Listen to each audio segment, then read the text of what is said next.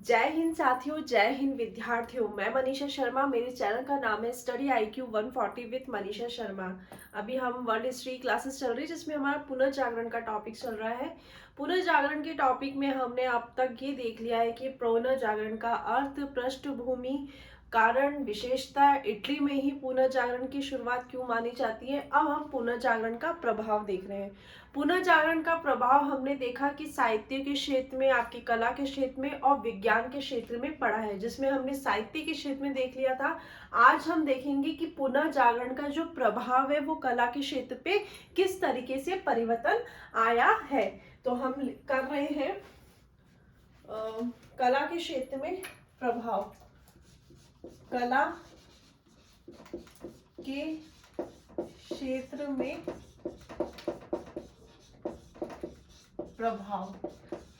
आपको मैं बता दूं साथियों, हमने देखा है कि पूरा कॉमन टॉपिक चलेगा कि मतलब पहले धर्म के विषय पे बात की जाती थी, धर्म के चित्र बनाए जाते थे, धर्म के अलावा किसी और विषय वस्तु का चित्र बनाने का मतलब नहीं बना सकते थे। जैसे पुनर्जागरण हुआ, पुनर्जागरण का प्रभाव ये हुआ कि हर विषय में स्वतंत्रता आ गई। अब व्यक्ति अपने स्वतंत्रता से कुछ भी चित्र बना सकता था। धर्म के अलावा वो सांसारिक जीवन पे भी चित्र बना सकता था, प्राकृतिक चित्र भी बना सकता था, मतलब सभी कर सकता था। उसकी विषय वस्तु सिर्फ धर्म नहीं थी, उसके अलावा अन्य भी थी। तो हम देखेंगे कैसे। आप देखेंगे कि कला के क्षेत्र में सबसे ज्यादा जो प्रभाव पड़ा है वो आपके चित्रकला में पड़ा है। इनफैक्ट आपके साहित्य से भी ज्यादा आपके मतलब चित्रकला से सबसे ज्यादा प्रभाव पड़ा है। तो पहले आप इसकी लिख लेंगे। सबसे पहले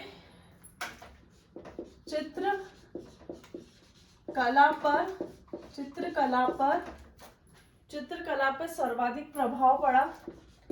सर्वाधिक प्रभाव पड़ा। चित्रकला पर सर्वाधिक प्रभाव पड़ा।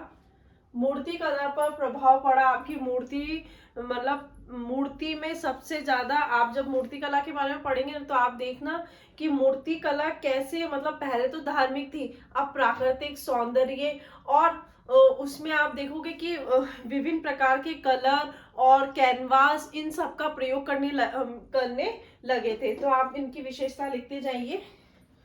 दूसरा है आपके मूर्ति कला पर प्रभाव पड़ा। चित्रकला पे प्रभाव पड़ा। चित्रकला पे तो सर्वाधिक प्रभाव पड़ेगा। आप देखोगे कि चित्रकला पे सर्वाधिक प्रभाव पड़ा, फिर मूर्ति कला पे, और आपकी स्थापत्य कला में इससे कम, और आपकी जो है संगीत कला में सबसे कम प्रभाव दिखने को मिलेगा। तो ये तो इसकी बात हो गई है कि चित्रकला पर सर्वाधिक प्रभाव। मैं तो आपको बता रही हूँ कि ये जो आपके कला के क्षेत्र में है ना, सबसे ज्यादा प्रभाव पड़ेगा आपके चित्रकला में, फिर आपकी मूर्ति कला में, फिर आपके संगीत कला में, फिर संगीत कला में सबसे कम प्रभाव देखने को मिलेगा। फिर है आपके स्थापत्य कला में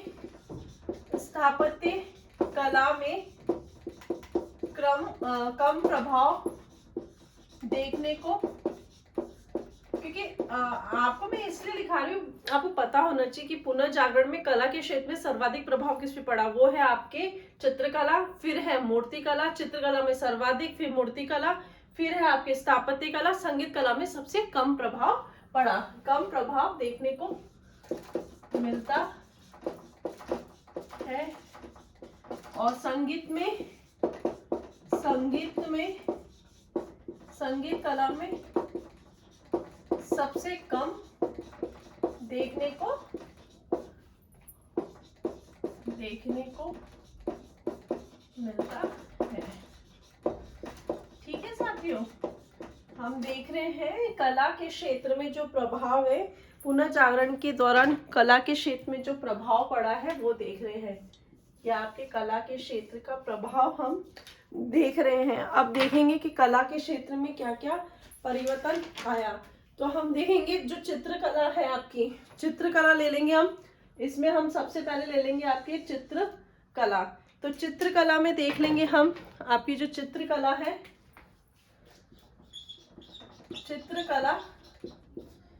चित्रकला में कैसे प्रभाव आया, चित्रकला में प्रभाव देखेंगे, जो परिवर्तन आए वो देखेंगे हम। जो परिवर्तन आया, तो सबसे पहले जो परिवर्तन आया है वो धार्मिक बंधनों से मुक्त हुआ। मैंने आपको कहा है कि सारे जो कारण था वो धर्म ही था, क्योंकि पुनर्जागरण जो यूरोप में हुआ था वो धर्म को लेकर हुआ।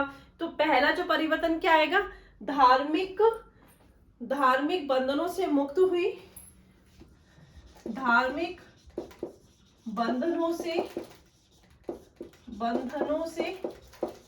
मुक्त हुई, धार्मिक बंधनों से चित्र मुक्त हुए। आपके धर्म ही विषय नहीं रहेगा, आपके धार्मिक बंधनों से मुक्त हुआ। अब चित्र धार्मिक विषयों के अलावा, अब चित्र धार्मिक विषयों के अलावा आपके सभी प्रकार के चित्र बनाए जाते थे। धार्मिक विषयों के अलावा लौकिक विषय और मान्य विषय वस्तु पर बने लगे। धार्मिक विषयों के अलावा आपके लौकिक विषय वह मानवीय विषय बनने लगे। देखो साथियों, हम पुनर्जागरण के प्रभाव देख रहे हैं। पुनर्जागरण के प्रभाव में हमने कल साहित्य के क्षेत्र में देख लिया था, उसमें भी हमने ये देखा था कि पहले साहित्य सिर्फ धर्म पे लिखे जाते थे, लेकिन जैसे पुनर्जागरण आए तो धर्म के अलावा अन्य विषय पर भी लिखने लगे। आपके साहित्यकार स्वतंत्र हुए, उन्होंने अपने अकॉर्डिंग धर्म के अलावा मानवीय लौकिक यथार्थ विषय पे भी लिखना शुरू किया। ऐसे ही आपका पुनर्जागरण का प्रभाव आपकी कला के क्षेत्र में भी पड़ा। कला के क्षेत्र में हम देख रहे हैं चित्रकला में सबसे ज्यादा प्रभाव पड़ा, फिर मूर्ति कला में उससे कम, और आपकी स्थापत्य कला में सब कम प्रभाव देखने को मिलता है, और संगीत कला में तो आपको मतलब सबसे कम देखने को मिलता है, क्योंकि संगीत कला का इतना वो नहीं था। तो अब हम देख रहे हैं आपका जो चित्रकला है, सबसे पहले बात कर रहे हैं हम चित्रकला की। तो चित्रकला में जो आपके जो परिवर्तन आया है ना, वो धार्मिक बंधनों से मुक्त होके अब जो चित्रकला का विषय हुआ है वो आपका है लौकिक विषय और मानवीय विषय पर चित्र बनने लगे। सिर्फ पहले जो था ना, आप सिर्फ धर्म का ही चित्र बना सकते थे, ईसा मतलब कुछ मतलब धर्म को ही विषय बना के आप उसका चित्र बनाते थे। तो ये पहला परिवर्तन आया। अब आपके चित्रों में मार्कर चेंज कर लेती ताकि आपको भी चित्रों में सेकंड लिखेंगे आप। सेकंड है चित्रों में तेल रंग कैनवास, चित्रों में तेल रंग कैनवास व चटक रंगों का प्रयोग होने लगा। क्यों होने लगा? अब चित्र को मतलब आपके मतलब जो भी है ना चित्र, उसको आकर्षित बनाने के लिए कैनवास का प्रयोग करने लगे, चटक कलर का प्रयोग करने लगे, आपके तेल रंग का प्रयोग करने लगे थे, चटक रंगों का प्रयोग होने लगा। ठीक है साथियों, वो क्यों हुआ? ताकि आपके चित्र आकर्षित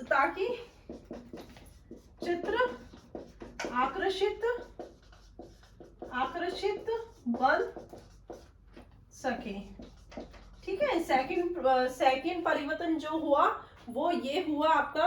और तीसरा जो है, पहले सिर्फ धार्मिक विषयों पर चित्र बनाए जाते थे और पहले सिर्फ कल्पना और आदर्श की बात की जाती थी, लेकिन अब जो चित्र बने गए हैं वो यथार्थ विषय पे बने गए हैं और वास्तविकता पे चित्र बनाए गए हैं। तो आप लिखोगे तीसरा जो है आपका, तीसरा आप लिखोगे कल्पना व आदर्श के स्थान पे कल्पना।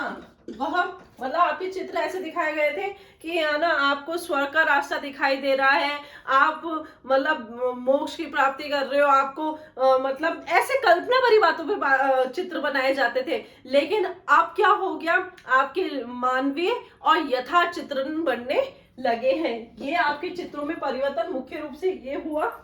तो आप लिखेंगे कल्पना वह आदर्श के स्थान पर, आदर्श के स्थान पर, कल्पना वह आदर्श के स्थान पर वास्तविक, वास्तविक व यथार्थ, यथार्थ चित्रण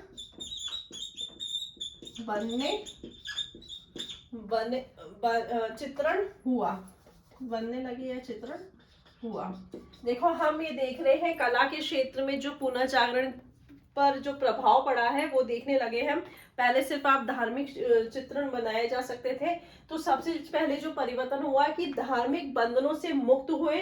अब चित्र धार्मिक विषयों के अलावा, अब जो चित्र है वो आपके धार्मिक विषयों के अलावा लौकिक विषय और मानवीय विषय पर बनने लगे। दूसरा है, अब चित्रों को ज्यादा आकर्षित बनाने के लिए चित्रों में तेल रंग, कैनवास और चटक रंगों का प्रयोग होने लगा। तीसरा है आपके कल्पना आदर्श के स्थान पर वास्तविक और यथार्थ चित्रण बने। पहले सिर्फ आपकी कल्पना के चित्र दिखाया जाता था कि आपको स्वर्ग का रास्ता मिलेगा, अगर आप ऐसा नहीं करोगे, अगर धर्म के प्रति कार्य नहीं करोगे तो आपको नरक का रास्ता मिलेगा। तो ऐसे चित्र बनाए जाते थे। अब क्या है, वास्तविक और यथार्थ चित्रण होने लगा। तो एक बार आप इसका पूरे का स्क्रीनशॉट ले लीजिए।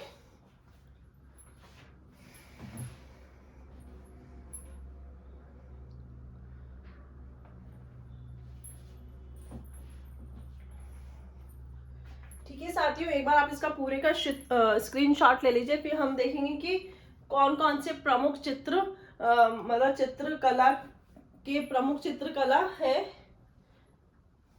जिनमें चित्रकारी किन किन का नाम आता है चित्रकला में, वो देखेंगे हम। ठीक है साथियों, नेक्स्ट हम देखते हैं चित्रकला, कौन से प्रमुख चित्रकारी है आपके चित्रकला, किन किन व्यक्तियों का नाम आता है।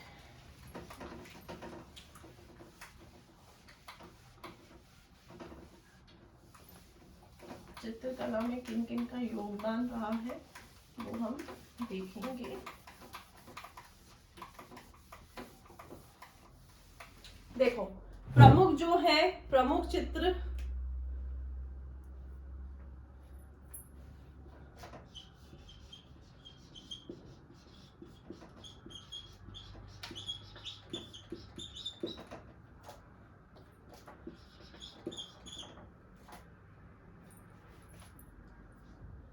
चित्रकला, साहित्यकार, चित्रकला व्यक्ति है वो है आपके, सबसे पहले नाम आएगा आपके जियोटो का। जियोटो ने कौन कौन से चित्र बनाए वो हम देखेंगे। फिर आएगा आपका लियोनार्डो, दूसरा आएगा आपका लियोनार्डो डी विंची, तीसरा आएगा आपका माइकल एंजेलो,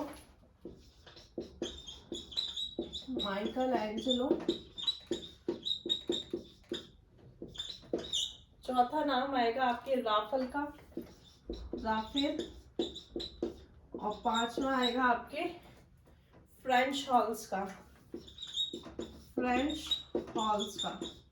बहुत सारे आपके चित्रकारी कला वाले हैं, बट मैंने आपको प्रमुख करा रही हूँ। सबसे पहले आपका जियोटो, फिर दूसरा है लियोनार्डो दी विंची, तीसरा है माइकल एंजेलो, चौथा है राफेल, पांचवा है आपका फ्रेंच हॉल्स। एक एक करके हम सबके बारे में देखेंगे इन्होंने कौन कौन सी चित्रकला बनाई।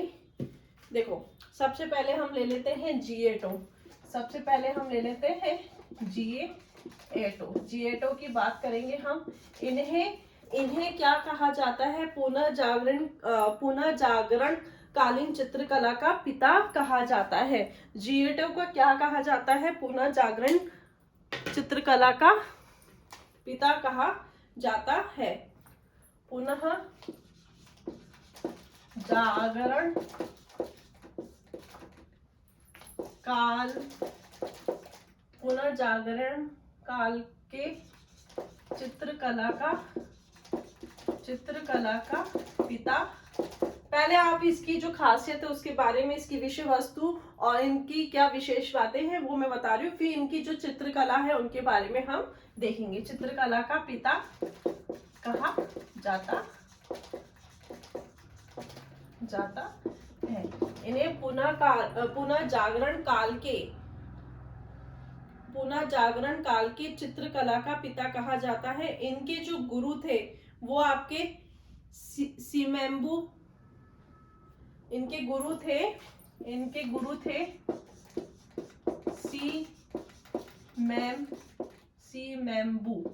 सीमेम्बू थे। इनके गुरु का नाम था सीमेम्बू से यथार्थवादी चित्रण करना सीखा था। इनके गुरु थे सीमेम्बू। इनसे यथार्थवादी चित्रण सीखा।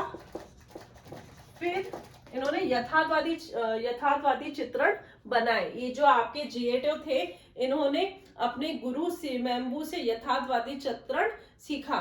तो इन्होंने मुख्य रूप से यथार्थवादी चित्रण बनाया। हम देख रहे हैं चित्र बनाया। ठीक है, हम देख रहे हैं आपके कला के क्षेत्र में प्रभाव, जिसमें हम पहले देख रहे हैं चित्रकला। आपके प्रमुख चित्रकारी थे Giotto, Leonardo da Vinci, Michelangelo, Raphael, Frans Hals. तो पहले हम जिएटो देख रहे हैं। जिएटो को आपकी पुनर्जागरण कालीन के चित्रकला का पिता कहा जाता है। इनके गुरु है सीमेम्बू। इनसे इन्होंने यथार्थवादी चित्रण सीखा।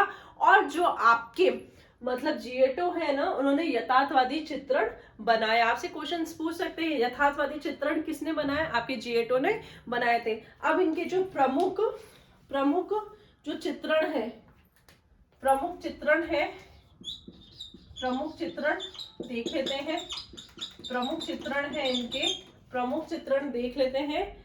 इनके जो प्रमुख चित्र है, उड़ती हुई मक्खी का चित्र है। उड़ती हुई मक्खी का चित्र। देखो, इनके सभी चित्रण में आपको यथार्थ वास्तविकता दिखेगी। उड़ती हुई मक्खी है, उसका चित्र बनाया है। उड़ती हुई मक्खी का चित्र बनाया है। निर्दोष की हत्या का चित्र बनाया है। निर्दोष की हत्या का चित्रण। ठीक है, ये आपके जिएटो है जिन्होंने यथार्थवादी चित्रण पर बल दिया है। निर्दोष की हत्या का चित्रण बनाया है। चिड़िया को उपदेश देते हुए, मतलब एक संत है संत चिड़ियों को उपदेश देते हुए का चित्र बनाया है। चिड़ियों को उपदेश देता हुआ संत, उपदेश देता हुआ संत। ये वाली जो चीजें चल रही ना, ये आपको समझने के साथ साथ रटने वाली चीज है। इसको आपको याद करना पड़ेगा। हमने भी याद ही किया है, तो आपको भी याद करना पड़ेगा। जिएटो है जिन्हें पुनर्जागरण काल के चित्रकला का पिता कहा जाता है। ये इनके गुरु है सीमेम्बू, जिन्होंने इन्होंने यथार्थवादी चित्रण सीखे थे। और आपके जो जिएटो है ना, इनके जो चित्र है, इनमें यथार्थवादी चित्रण ही बनाते थे। तो आप देख लोगे इनकी उड़ती हुई मक्खी का चित्र, ये आपकी वास्तविकता को बता रहा है, यथार्थता को बता रहा है। निर्दोष की हत्या का चित्रण आपके चिड़ियों को उपदेश देता हुआ संत। फ्लोरेंस के चर्च पे गोल्डन गेट का चित्र बनाया इन्होंने। चौथा है आपके, चौथा इधर लिख देती हूँ। चौथा है फ्लोरेंस शहर है। फ्लोरेंस के चर्च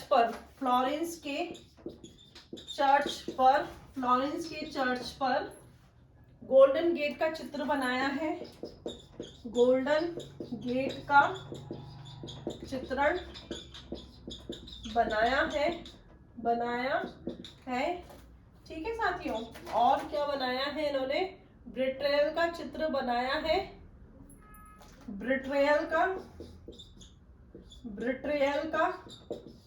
चित्र बनाया है। मतलब ब्रिट्रेल के अंदर क्या दिखाया गया है कि एक व्यक्ति धोखा करते हुए दिखाया है। इसको लिख लेंगे, धोखा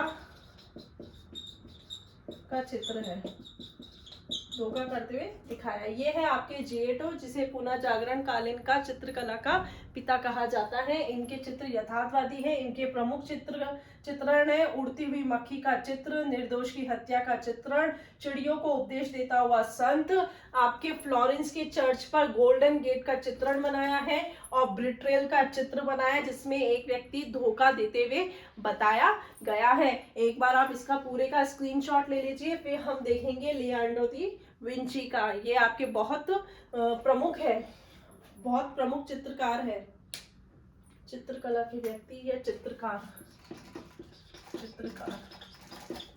बताओ, चित्रकला के व्यक्ति लिख दिया, चित्रकार लिखो ना हिंदी, प्रमुख चित्रकार ही लिख दो।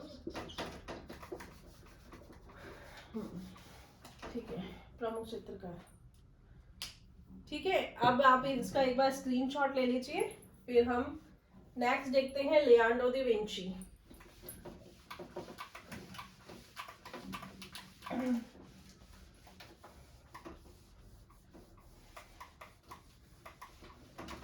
आप जो भी मेरा वीडियो देख रहे हैं, आप प्लीज अपना मतलब बताइए कि आपको अच्छे से समझ में आ रहा है, और आप ज़्यादा से ज़्यादा सब्सक्राइब कीजिए, लाइक कीजिए, शेयर कीजिए, ताकि आपके द्वारा जो मतलब जो फीडबैक मिलेगा उससे मुझे मोटिवेशन मिलता है, ताकि मैं और मेहनत करूं और आपको ज़्यादा से ज़्यादा अच्छे से पढ़ाने का प्रयास करूं। तो आप ज़्यादा से ज़्यादा सब्सक्राइब कीजिए, लाइक कीजिए, शेयर कीजिए, ताकि जितने लोग मुझसे जुड़ेंगे तो मुझे ऐसा लगेगा कि नहीं, मैं जो पढ़ा रही हूँ वो आप तक समझ में आ रहा है, आपको अच्छे से समझ में आ रहा है, और काफ़ी लोग जुड़ने से ये रहेगा कि नहीं, जो मैं पढ़ा रही हूँ और जो मैं दे रही हूँ वो आप लोगों को काफ़ी अच्छा लग रहा है।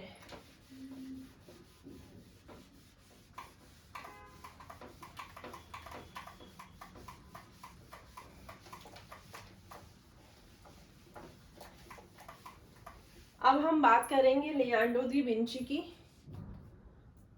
देखो, अगर बोलने में कुछ शब्द ऊपर नीचे होते हैं, इसका मतलब ये नहीं कि मैं आपको गलत पढ़ा रही हूँ। कुछ शब्द होते हैं जो हमें एकदम से एग्जैक्टली बोल नहीं पाते हैं, लेकिन ये है कि वो मैं आपको लिखा देती हूँ। अगर बोलने में थोड़ी सी दिक्कत होती है तो आप उसको मैच कर लो। और चूंकि आप भी इतिहास के स्टूडेंट है तो आपको भी पता लग ही जाता है कि हम सही पढ़ा रहे हैं, कहीं गलत डायरेक्शन में नहीं जा रहे हैं। कभी कभार होती है, क्योंकि आप यूरोप पढ़ रहे हैं तो कुछ नाम ऐसे आते हैं जो एकदम से बोले नहीं जाते हैं। तो हम सेकंड देख रहे हैं लियोनार्डो दी विंची को देख रहे हैं हम। देखो, सेकंड जो है आपका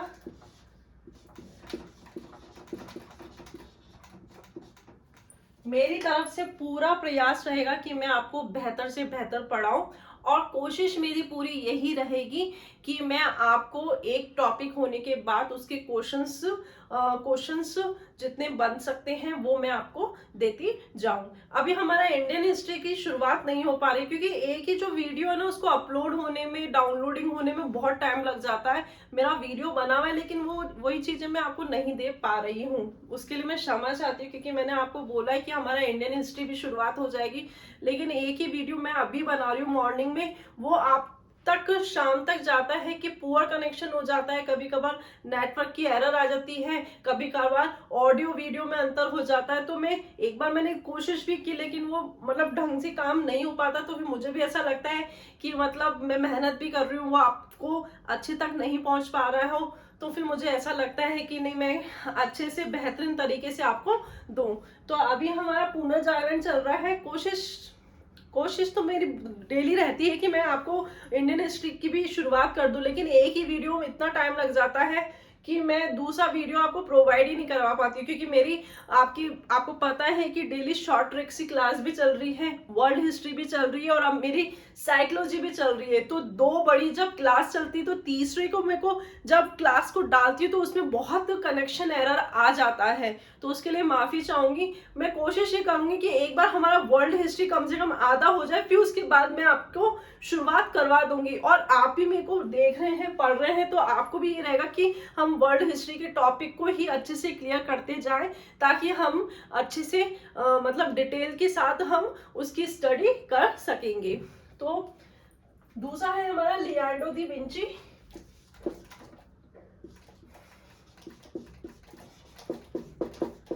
क्योंकि सबका ध्यान रखना पड़ता है ना, किसी किसी की डिमांड रहती है मैम आप साइकोलॉजी पढ़ाओ, तो मुझे साइकोलॉजी को भी देखना होता है। किसी किसी की डिमांड रहती है कि मैडम आपने जीके की ट्रिक्स तो डाली नहीं, तो और फिर ये भी रहता है कि नहीं मुझे हिस्ट्री भी पढ़ानी है। तो मैं वर्ल्ड हिस्ट्री, ये है कि वर्ल्ड हिस्ट्री में बहुत बेहतर तरीके से आपको पढ़ा सकूं। और ठीक है साथियों, तो साइकोलॉजी भी आप देख लीजिए। तो हमारा सेकंड चल रहा है लियोनार्डो दा विंची। अब देखो, ये प्रतिभा के धनी थे। कैसे, मैं आपको बताती हूँ। ये आपके प्रतिभा के धनी थे। प्रतिभा के धनी थे, ये बहुत इंपॉर्टेंट व्यक्ति हैं आपके। ये एक अभियंता थे। कैसे थे? अभियंता।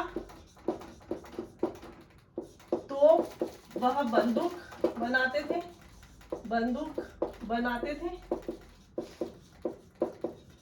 ये एक चिकित्सक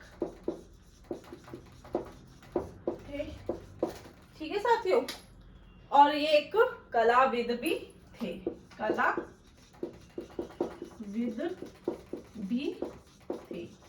ये बहुप्रतिभा के धनी थे आपके विंची। ये एक इंजीनियर थे, डॉक्टर थे, आपके कलाविद थे, ये तोप और बंदूक भी बनाते थे। अब हम देखेंगे इसी कारण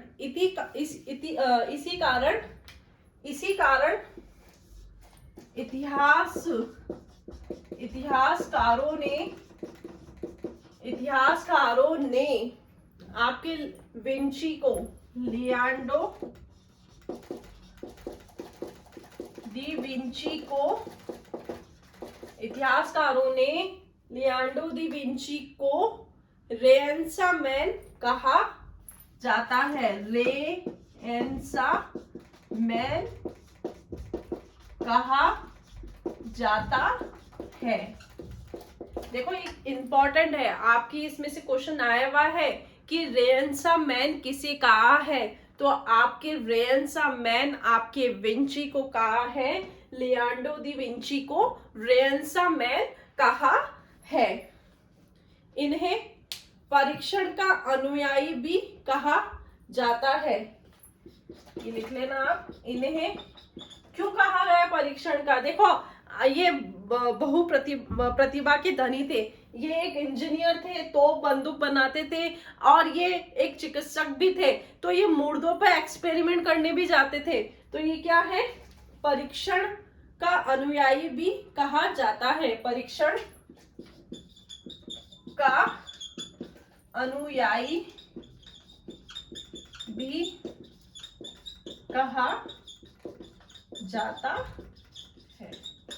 ठीक है साथियों। और इन्हें बुद्धिमत्ता का, इन्होंने जो आपके विंची है, इन्होंने बुद्धिमत्ता को अनुभव की पुत्री कहा है।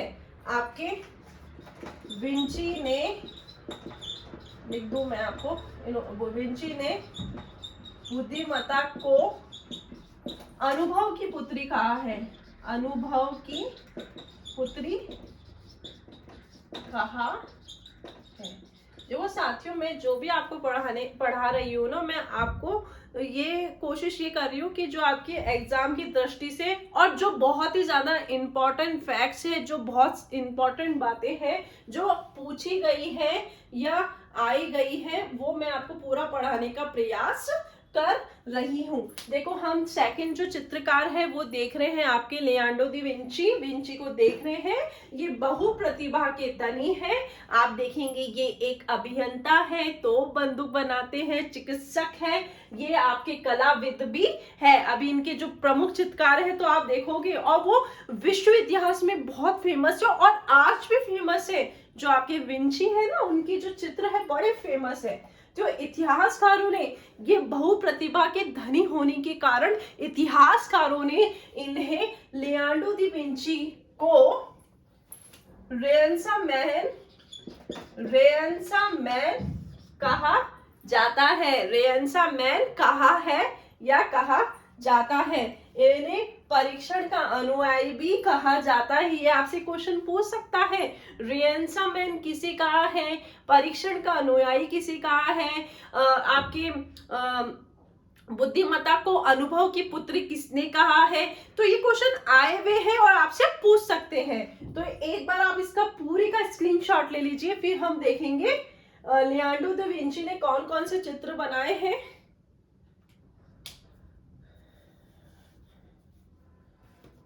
ठीक है साथियों, अब हम देखते हैं एक एक चीज।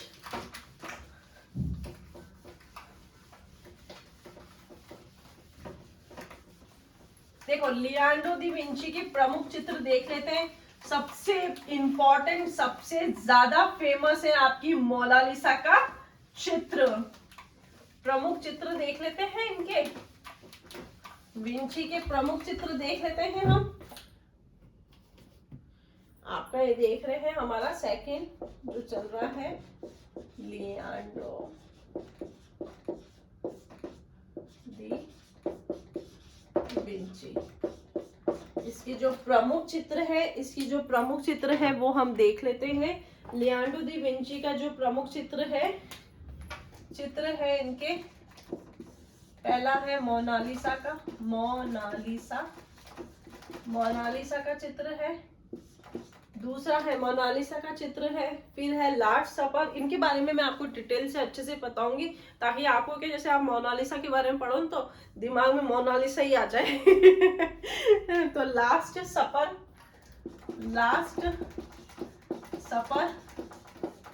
ठीक है। पहली है मोनालिसा, दूसरी है लास्ट सपर, तीसरा है वर्जिन ऑफ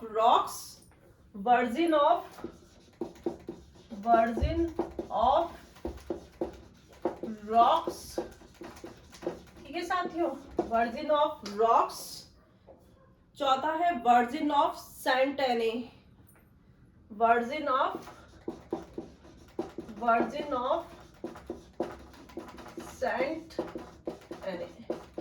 ठीक है। ये आपके 4 चित्र प्रमुख है, बहुत सारे हैं, लेकिन हम इतने जो प्रसिद्ध है जिनमें से क्वेश्चंस आता है उनको हम देखेंगे। तो आपके मोनालिसा है प्रमुख चित्र, फिर लास्ट सफर है, आपके वर्जिन ऑफ रॉक्स है, इसमें प्राकृतिक सौंदर्य की बात की है। इसमें जो है ना इसमें आपके बाद में देखेंगे हम इसको। फिर वर्जिन ऑफ सेंट एने की, ये इसके प्रमुख चित्र है। अब सबसे पहले लेते हैं हम मोनालिसा को, ले लेते हैं आपके, सबसे पहले ले लेते हैं हम मोनालिसा को लिया हमने। मोनालिसा एक, मोनालिसा का जो हिंदी अर्थ होता है कौतुकमयी, मतलब रहस्यमयी चित्र है। ये रहस्यमयी, कौतुकमयी है ना। इसे मोनालिसा को Guinness book of world record के अनुसार सबसे महंगा चित्र बताया है। देखो मोनालिसा का चित्र, इसके बारे में आपको इंपॉर्टेंट फैक्ट्स बता रही हूँ। ये जो आपकी मोनालिसा है ना, इसको, मोनालिसा को आपको गिनीज बुक, अभी वर्तमान की बात बता रहे, आपकी भारत की जीडीपी से भी ज्यादा महंगा इसका चित्र है, कि गिनीज बुक ऑफ वर्ल्ड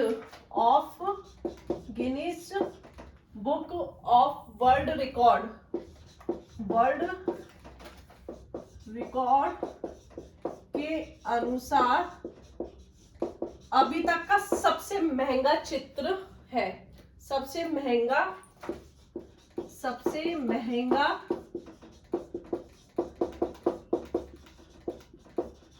चित्र है। ठीक है साथियों, मोनालिसा का जो हिंदी अर्थ होता है, देखो मोनालिसा का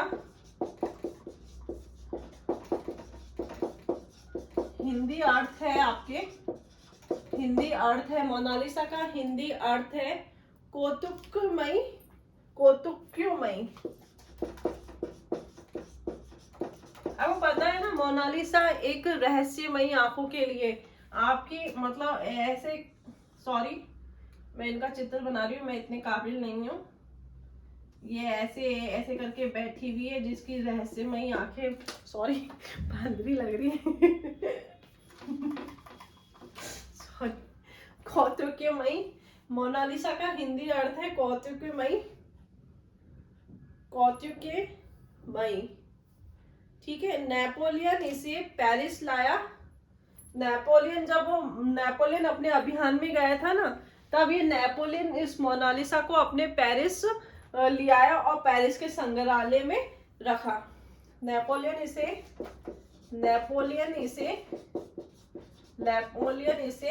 पेरिस लाया। ठीक है, और वर्तमान में ये लुब्रे के संग्रहालय में है। वर्तमान में ये लुब्रे के संग्रहालय में है, पेरिस में ही है वो वर्तमान में, क्योंकि बहुत इंपॉर्टेंट चित्र है ये इतिहास का। वर्तमान में यह लुब्रे के संग्रहालय में है।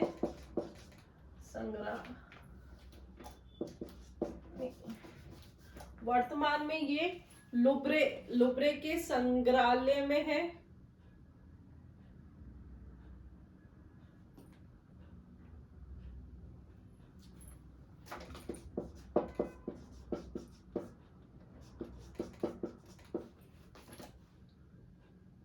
मतलब पेरिस में है।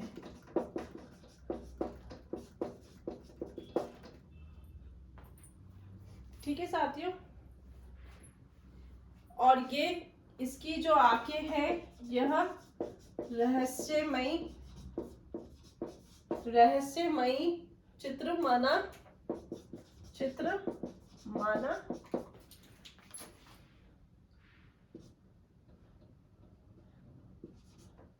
रहस्यमयी चित्र माना जाता है। रहस्यमयी चित्र माना जाता है। और ये जो मोनालिसा है, मोनालिसा का जो मूल नाम है, मोनालिसा का मूल नाम है लीसा डेल गेरार्डनी। लीसा डेल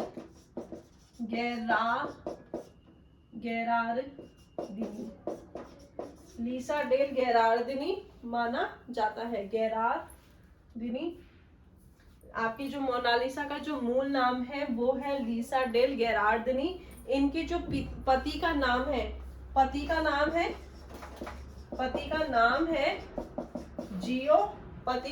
है जियो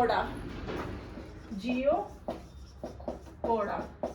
ठीक है, हम देख रहे हैं सबसे पहले विंची का चित्र Mona Lisa Guinness book of world record के अनुसार सबसे महंगा चित्र अभी तक। आपके भारत की जीडीपी में नहीं होगी, उससे ज्यादा महंगा ये चित्र है। और मोनालिसा का हिंदी में अर्थ होता है कौतुकमयी, मतलब रहस्यमयी। नेपोलियन इसे पेरिस लाया। वर्तमान में ये लुब्रो के संग्रहालय में है, मतलब पेरिस में ही है आपके। ये रहस्यमयी चित्र माना जाता है। इनकी जो आंखें हैं, इनकी जो नाक है, वो बड़ी रहस्यमयी है। इनकी सौंदर्य सी मुस्कान है ना। मैंने चित्र बना दिया, माफी चाहती हूँ, क्योंकि वो ऐसा नहीं, बहुत ही अच्छा है, बहुत बड़े चित्रकार ने इनकी चित्र बनाया है, तो मैं तो कुछ नहीं हूँ, मैं तो ऐसे समझाने की दृष्टि से वो मैंने ऐसे बना दिया था। ये रहस्यमय चित्र माना जाता है। मोनालिसा का मूल नाम जो है वो लीसा डेल गेरार्डनी है और उनके पति का नाम जियो कोड़ा है। अब इनके जो चित्र जो बना है ना, उसकी जो विशेष बातें हैं वो मैं आपको बताती हूँ। इसकी जो विशेष बातें हैं, ये जो मोनालिसा का जो चित्र है मोनालिसा का, इधर देख लेते हैं हम। मोनालिसा का जो चित्र है, हम इसकी जो विशेष बात है विशेष जो बात है मोनालिसा की, विशेष जो है, ये है कि इनकी छाया और प्रकाश का संतुलन है। इनके जो चित्र है ना, छाया और प्रकाश का संतुलन है। आप कभी इंटरनेट पे देखना, मोनालिसा डालना, आपको बड़ी ऐसे करते हुए रहस्यमयी मुस्कान और आंखें, इनकी जो चित्र है उसमें आपका जो शैडो, प्रकाश और जो छाया है ना, उसका संतुलन है। छाया वह प्रकाश का संतुलन है, छाया और वह प्रकाश का संतुलन है। दूसरा रहस्यमयी मुस्कान, जो मैंने आपको कहा है इनकी एक ऐसे ही करते रहस्यमयी मुस्कान है। रहस्यमयी मुस्कान, रहस्यमयी मुस्कान, रहस्यमयी मुस्कान।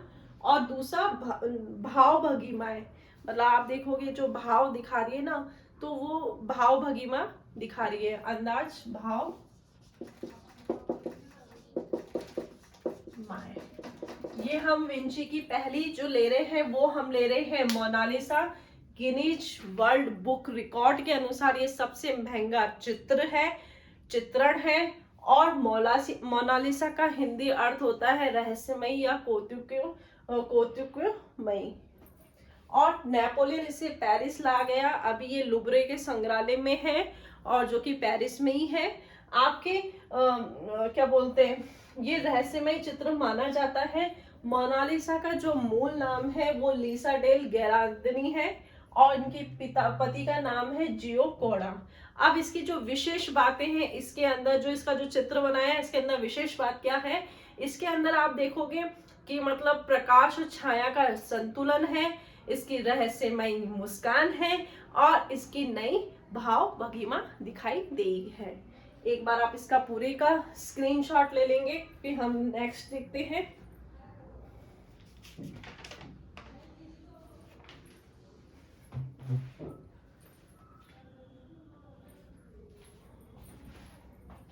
ठीक है साथियों, लियोनार्डो दा विंची पढ़ रहे हैं, अब इनकी हम लास्ट सपर देखेंगे। लास्ट सपर,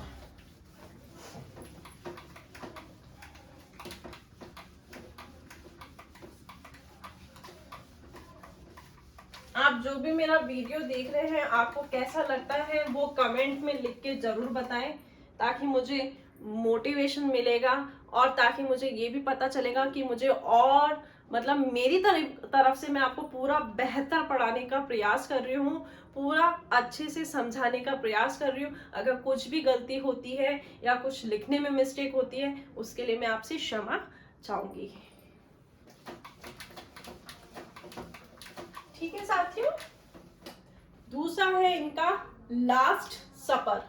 लास्ट सपर की बात कर रहे हैं हम, इनकी जो दूसरा है लास्ट सपर। देखो क्या लास्ट सपर क्या है, आपके ईसा मसीह का चित्र है जो अपने 12 शिष्यों के साथ बैठे हैं। मतलब वो डाइनिंग टेबल पे बैठे हुए हैं और वो मतलब डिनर करने के लिए बैठे हैं, उसका चित्र है। सॉरी, आपके ईसा मसीह बैठे हुए हैं, जैसे ये आपकी डाइनिंग टेबल है। सॉरी, मैं बना रही चित्र में इतना बड़ी नहीं हूँ, इतनी बड़ा मतलब वो नहीं हूँ जो मैं इनका चित्र बना रही हूँ, लेकिन आपके दिमाग में एक इमेज बनाना चाहती हूँ, इस दृष्टि से बना रही हूँ। ये आपके डाइनिंग टेबल पे बैठे हुए हैं, यहाँ आपके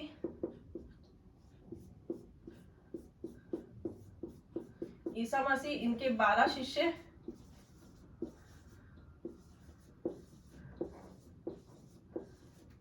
चार 5 हुए, इधर 4 हुए, सॉरी, है ना। ये आपके डाइनिंग टेबल पे बैठे हुए हैं भोजन पे। ये यीशु मसीह है, ईसा, और यहाँ पर भोज के लिए बैठे हुए हैं। अंतिम जो भोज किया था ना ईसा मसीह ने, उसके बारे में, भोज के लिए बैठे हैं। और इनके ये 12 शिष्य है। इन 12 शिष्य में से 2 शिष्य ऐसा निकलेगा जो इनकी कंप्लेन कर देगा, शिकायत कर देगा, उसके ऊपर ये चित्र है। तो इसके अंदर आप लिखोगे ये डाइनिंग हॉल में बैठे हुए हैं, भोज पे बैठे हुए हैं। लास्ट सपर मतलब अंतिम रात्रि भोज, अंतिम रात्रि भोज। इनके ये ईसा मसीह अपने 12 शिष्य के साथ भोज पे बैठे हुए हैं, भोजन करने के लिए बैठे हुए, मतलब भोज पर बैठे हैं। ठीक है साथियों, बैठे हैं। ये चित्र बनाने का उद्देश्य सिर्फ आपको समझाने का है। मेरे को ये किसी की भावना को आघात नहीं पहुंचाना है, सिर्फ आपके मन मस्तिष्क में ये आपके दिमाग में बैठ जाए। सॉरी ईसा जी का माफी चाहती हूँ जो भी आप देख रहे हैं। तो ये इनके 12 शिष्य हैं, ये आपके ईसा मसीह हैं, भोज के लिए बैठे हैं। ठीक है साथियों, भोज के लिए बैठे हैं, जिसमें से 2 जो शिष्य होता है, इनके जो 2 शिष्य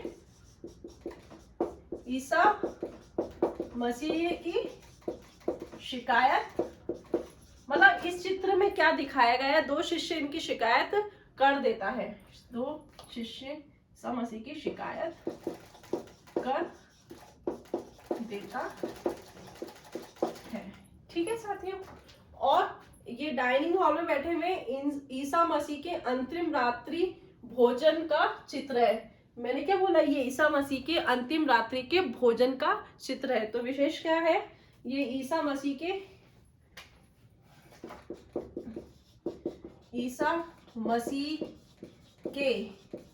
अंतिम रात्रि डाइनिंग हॉल पे ईसा मसीह के अंतिम रात्रि